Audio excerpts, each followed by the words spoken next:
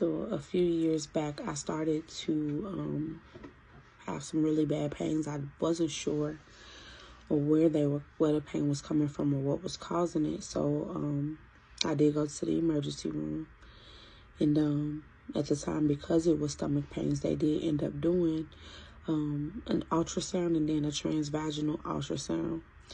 And at that time, they found that I did have fibroids on the left side of my body.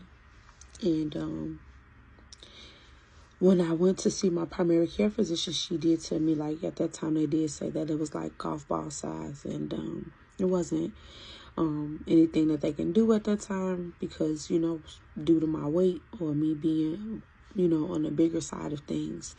And I ended up getting referred to a gynecologist, so I went and saw them, and I was very uncomfortable with the gynecologist because I don't feel like, there were questions being asked.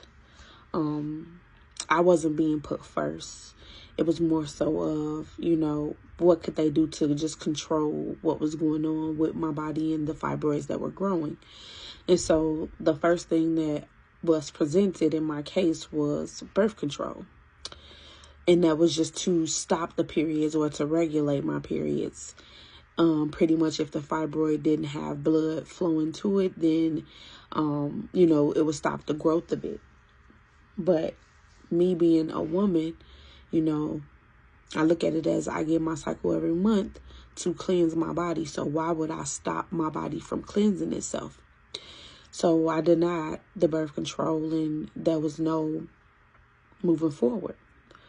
And then, of course, I had my weight loss surgery, and the pain definitely went away because I was dealing with a whole nother pain, especially with all the complications I had from my weight loss surgery with my pancreas being inflamed and then having blood clots, things like that. So I was dealing with something else.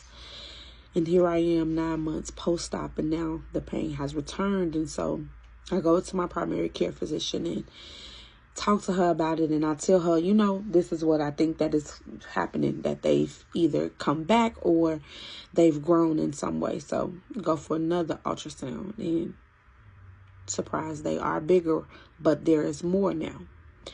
And so I get a call today after my ultrasound. And now, I may be looking into having to have surgery to get the fibroids removed. But, of course, I have to go and see another gynecologist. And so as I'm scheduling this, I just told the nurse that I did not want to go back to the gynecologist that I had seen before because I felt like there was nothing but meds being pushed on me. There was no real questions. There was no real help. And it's sad because when I look at the gynecologists around me, I don't have one that looks like me or who will understand what I'm going through mentally or physically and the pain that I'm feeling. And so scheduled the appointment for October 25th. But as I was just talking to my husband, I had to look at him and tell him that mentally I'm not okay because I don't feel like in this day and age that we are looked at to be cured or to have someone who actually cares about our well-being in the medical field. Why is it that we're always getting just meds being pushed on us? You're supposed to cure us, not just push medicine off. And then we're on this medicine for years and years to come, and it's not really curing us. It's not really helping us. It's not really dedicated to making sure that this is a problem that goes away. It's just what makes it tolerable for that moment. And so I'm waiting to go to this appointment. But the reason why I wanted to do this video is because of this. If you don't advocate for you, if you don't speak up for you, if you don't talk their language or know what's going on with your body, they're going to push meds. No, this is not okay.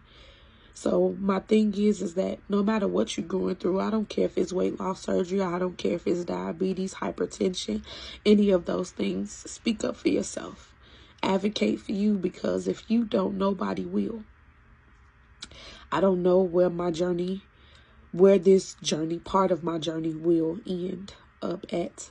But I know that I am going to speak up for myself. I know that when I go to this appointment, they're not just going to be able to push birth control off on me. If these fibroids are growing, then we need to do something about it. We need to fix them. So what I'm going to do is I'm going to educate myself on the steps of the fibroids, on what's the preventative measures that we can take. I'm not saying that everybody has to just have surgery to get them removed. What can I do in order to be proactive? What can I be more knowledgeable about when I go to this appointment to help myself and to help others?